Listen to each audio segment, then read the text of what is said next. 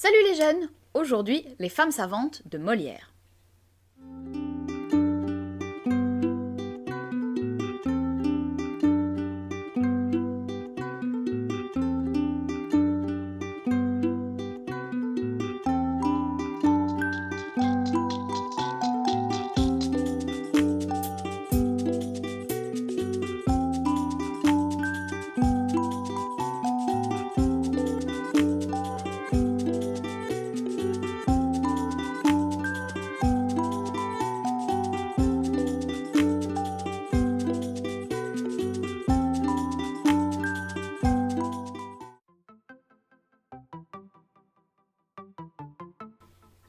La scène est à Paris.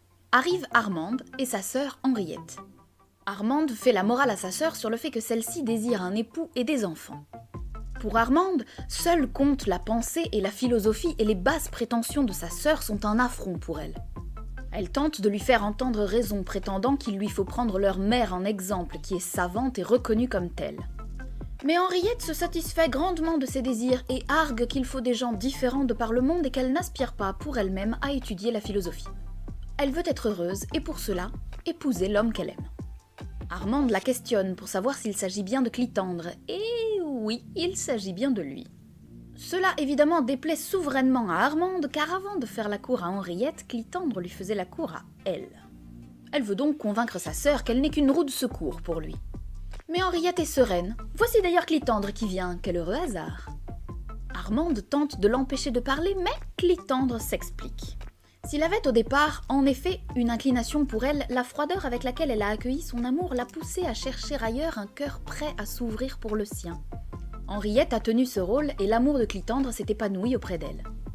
Le jeune homme l'a prie de ne pas chercher à le ramener auprès d'elle, ce qui irrite grandement Armande. Elle est furieuse. Henriette, gentiment moqueuse, est ravie et la presse de soutenir pour elle ce mariage devant leurs parents. Armande part. Clitandre veut partir voir Chrysale, le père d'Henriette, afin de faire sa demande, mais celle-ci connaît bien ses parents. C'est de sa mère, Philaminte, qu'il faut obtenir la bénédiction, car elle règne sur son mari autant que sur sa maison. Clitandre est hésitant. Il déteste le caractère de Philaminte et plus globalement ceux qui se piquent de vouloir se mêler de philosophie quand à l'évidence rien ne les y prédispose. Sans parler de Monsieur Trissotin que Philaminte amène partout et cite sans cesse et qui n'est rien de plus qu'un pédant persuadé de sa supériorité intellectuelle quand tout Paris rit de lui à la moindre occasion. Mais Henriette insiste.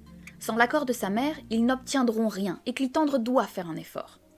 Celui-ci cède et voit arriver Bélise, la sœur de Chrysale. Il espère donc tenter d'amadouer la tante avant que de tenter la mère. Henriette sort. Clitandre tente d'expliquer à Bélise la situation dans laquelle Henriette et lui se trouvent. Bélise s'auto-persuade qu'il prend un détour pour lui dévoiler son amour et, toute flattée, le repousse sans vraiment le repousser. Clitandre reprend. Il s'agit d'Henriette et non de Bélise, mais celle-ci n'en démord pas. Un soupirant, quel plaisir, quoique voué à l'échec.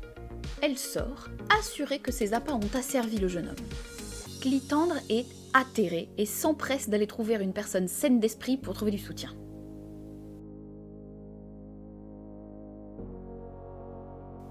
Entre Ariste, frère de Chrysale et Bélise, qui parle à quelqu'un qu'on ne voit pas, mais qu'on devine de par ses paroles. Il s'agit bien évidemment de Clitandre. Le jeune homme fait part de ses intentions pressantes vis-à-vis d'Henriette. Ariste promet son secours.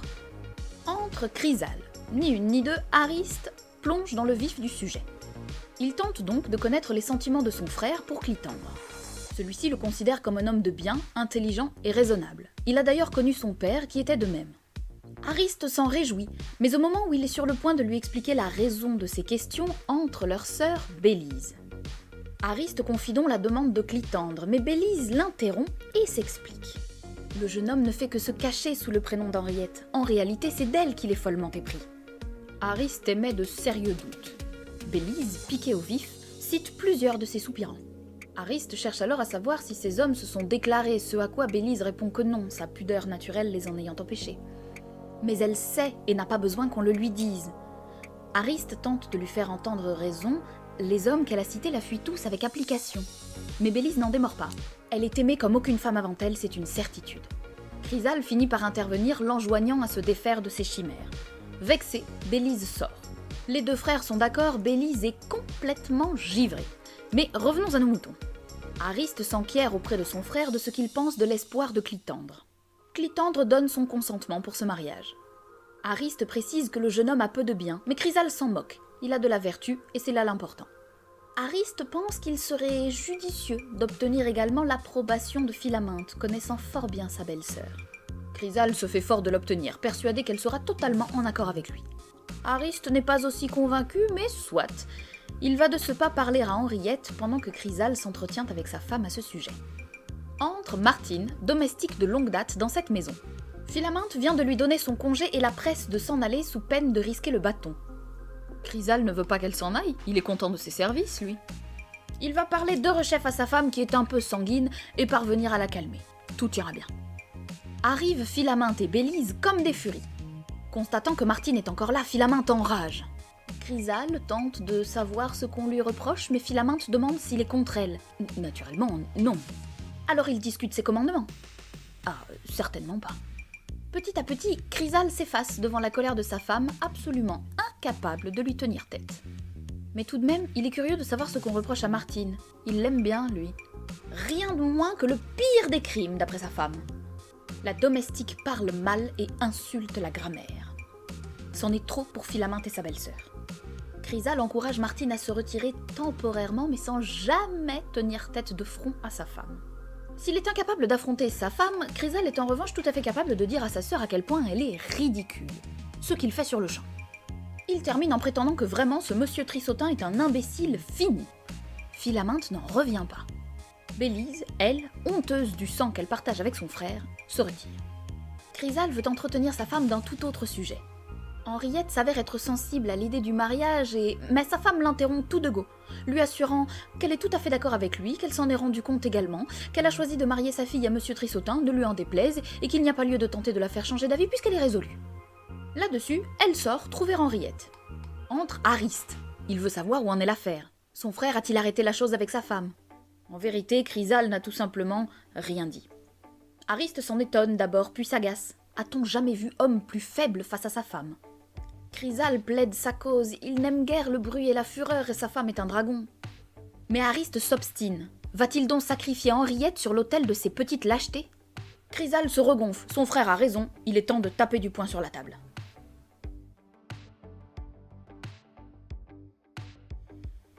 Arrivent Philaminthe, Armante, Bélise, Trissotin et Lépine, un laquais. Philaminthe presse Trissotin de leur lire sa dernière création.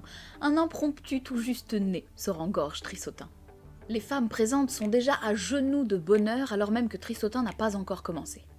Passe Henriette que sa mère arrête, qu'elle vienne donc elle aussi écouter le nouvel écrit de monsieur Trissotin. La jeune fille tente bien de s'échapper mais on n'échappe pas si facilement à sa mère. Contrainte, elle vient s'asseoir. Après moult circonvolutions et interruptions, Trissotin démarre enfin sa lecture. Les dames se pâment à chaque vers, trouvant chacun d'entre eux plus exceptionnel que le précédent. Soyons honnêtes, la poésie de Trissotin est très mauvaise. Il n'y a vraiment rien à sauver. Mais ces dames le trouvent absolument merveilleux, en écrit comme en parole. Bélise remarque qu'Henriette ne se pâme pas. La jeune fille prétend qu'elle ne comprend rien à tout cela et rassure Trissotin. Il ne la dérange pas, elle n'écoute pas. Mais Trissotin propose à Philaminthe de venir leur lire quelque chose à son tour. Celle-ci n'est pas prête, mais elle travaille d'arrache-pied à fonder une académie visant à donner la part belle aux femmes et à ne plus les reléguer là où elles l'ont toujours été. Elles se mêleront de tout, disserteront sur tous les sujets et seront reconnues savantes entre tous. Lépine vient annoncer l'arrivée d'un homme vêtu de noir. Il s'agit de Vadius, auteur aussi médiocre qu'imbécile que Trissotin veut absolument présenter à Philaminthe. Vadius sait le grec, ce qui ravit la dame de Séan. Les deux hommes se font moult courbettes et compliments, tous plus hypocrites les uns que les autres. Soudain, et sans préciser qu'il en est l'auteur, Trissotin demande à Vadius son avis sur son sonnet. Vadius l'a entendu la veille et trouvé excessivement mauvais. Naturellement, il tente maladroitement de se rattraper quand Trissotin lui dit en être l'auteur, mais c'est trop tard. Vadius tente un changement de sujet en proposant de lire sa ballade. Mais Trissotin argue que le genre ballade ne convient qu'aux gens de peu d'esprit et qu'il n'en trouvera pas ici. Inévitablement, les deux hommes finissent par s'insulter devant l'assemblée. Sur ces entrefaites, Vadius s'en va et Trissotun tente d'excuser son comportement en prétendant auprès de Philaminte qu'il défendait ses idées. Mais celle-ci est déjà passée à autre chose et s'adresse à Henriette. Elle a remarqué bien sûr que sa fille cadette n'a pas le goût des sciences, en conséquence de quoi elle a résolu de la marier à Monsieur Trissotun. Si l'homme est ravi, Henriette calme ses ardeurs. La chose n'est pas encore faite. Armande est amère. Assurément, elle n'aurait pas dit non à Trissotun. Henriette est toute prête à le lui laisser. Mais Armande ne peut pas.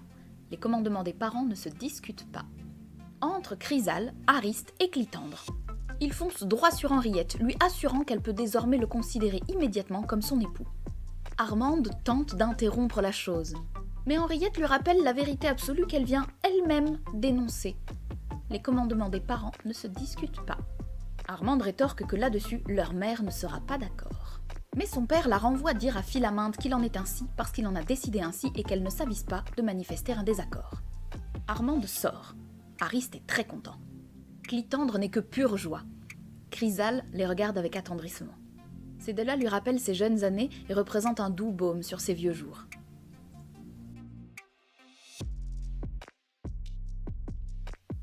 Armande raconte à sa mère ce qui vient de se passer, la décision unilatérale de son père et le ravissement évident de sa sœur. Mais Philaminte ne compte pas en rester là. Entre Clitandre. Il se retrouve immédiatement attaqué par Armande qui explique à sa mère que cet homme, alors qu'il sait que sa future, peut-être, belle-mère écrit, n'a jamais manifesté le moindre intérêt pour ce qu'elle écrit ni demandé à l'entendre. Il a consciemment manqué de la plus élémentaire humilité devant son esprit.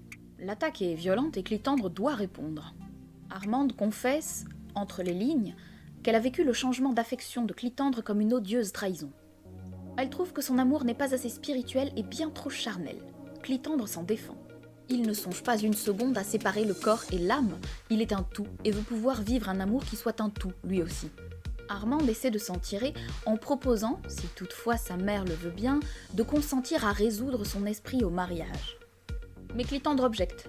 Elle a fait son choix, lui aussi. Il désire Henriette. Mais Philaminte intervient. Pour qui se prend-il donc à penser ainsi que la chose est déjà faite alors qu'elle entend donner un autre époux à sa fille cadette?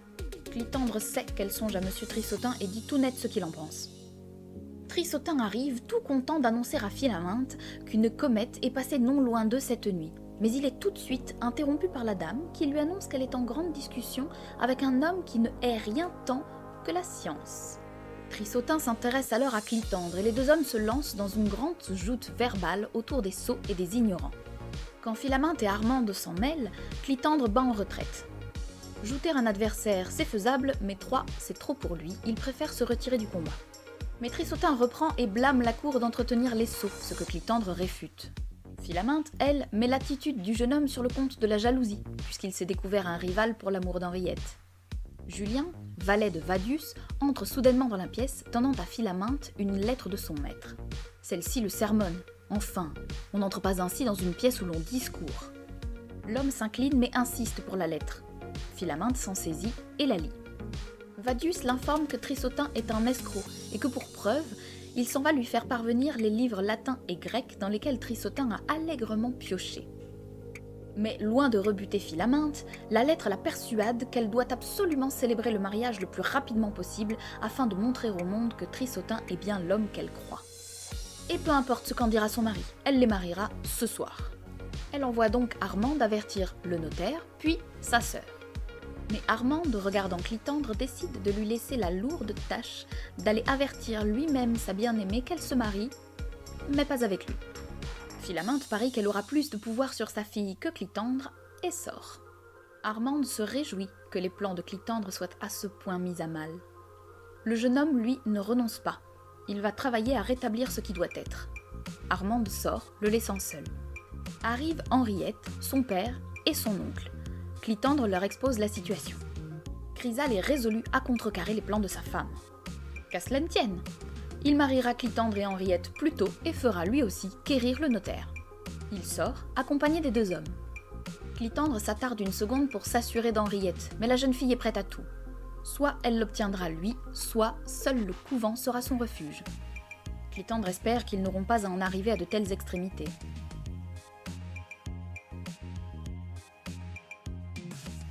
Henriette entre. Elle a demandé un entretien à Monsieur Trissotin. Elle veut le convaincre de renoncer à ce mariage, explique qu'elle aime Clitandre et qu'il est peu probable qu'elle renonce à ses sentiments. Mais Trissotin ne veut rien entendre. Il semblerait après tout que la dot de la jeune femme soit plus que conséquente. Henriette tente de lui faire entendre que s'il l'épouse malgré son refus, il devra craindre sa colère. Mais l'homme ne semble pas la prendre très au sérieux. Il sort. Entre Chrysale, Clitandre et Martine, qui a été rétablie dans ses fonctions. Chrysale compte bien tenir tête à sa femme. Henriette lui enjoint de rester de cette humeur. Son père s'agace. Est-il donc homme à se laisser diriger ? Non, pas du tout, s'empresse de répondre sa fille. Mais voici venir Philaminte, Bélise, Armande, Trissotin et le notaire. Le notaire est prêt, mais Philaminte se lamente sur ce contrat qu'elle trouve très mal écrit. Quand le notaire demande qui est la future, Chrysale et Philaminte montrent tous deux Henriette. Mais quand il demande le futur époux, chacun avance son favori. Le notaire ne sait plus où donner de la tête. Chrysale et Philaminte se disputent comme des chiffonniers. Martine vient au secours de son maître, arguant que c'est à l'homme de décider et non à la femme. Chrysale acquiesce, mais Philaminte reste campée sur sa position. Finalement, celle-ci propose de donner Clitandre à Armande. Chrysale hésite. Après tout, sa femme a fait un effort. Mais Henriette s'insurge, ainsi que Clitandre. Arrive Ariste, inquiet.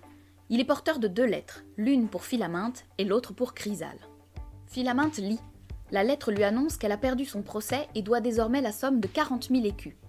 La lettre pour Chrysale annonce que ses placements financiers auprès de 2 hommes se sont révélés désastreux. Les 2 hommes ayant fait banqueroute, la famille entière est désormais totalement ruinée.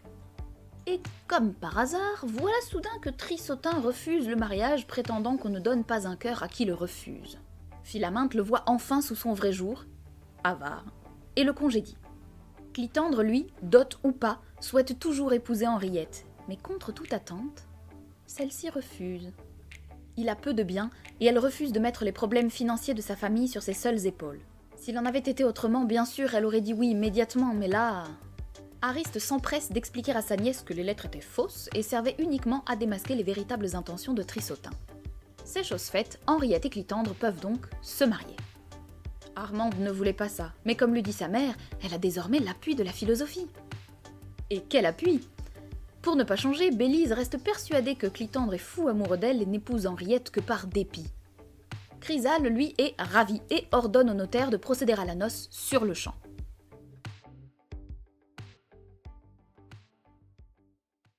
Et c'est la fin. On espère que ça vous a plu, bien entendu. Surtout, on ne perd pas les bonnes habitudes. Un petit pouce bleu, un abonnement, un commentaire, ça nous fera toujours très plaisir. Quant à moi, je vous dis à très bientôt.